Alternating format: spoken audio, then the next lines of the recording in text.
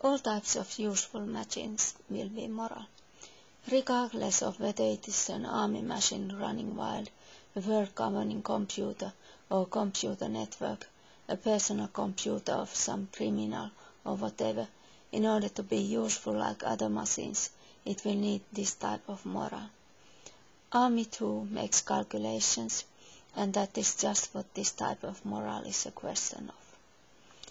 But this means that whatever the computer is originally meant to be used for, we have to ready it for other tasks too, and that readiness for a variety of tasks makes the computer more useful, and it makes it moral.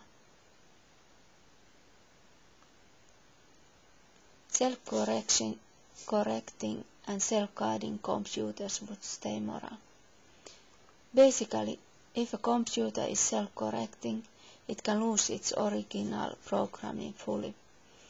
But if the programming was made by the same principles as its self-correction actions seek to correct the world, then those qualities stay, even though one cannot call them a programming anymore then.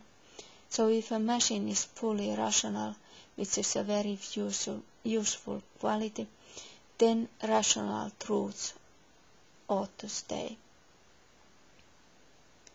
The point in giving an original programming to a self-correction, rationally thinking computer would be to make sure that it notices some important major points, like why to be moral. It is just the same point as in going to school. Computer errors make computers less effective. If a computer makes errors, it loses in efficiency.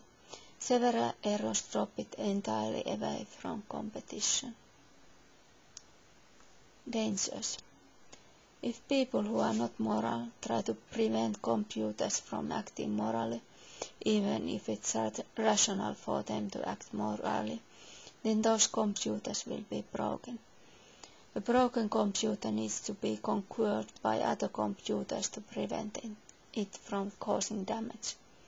This is why computer networks are useful.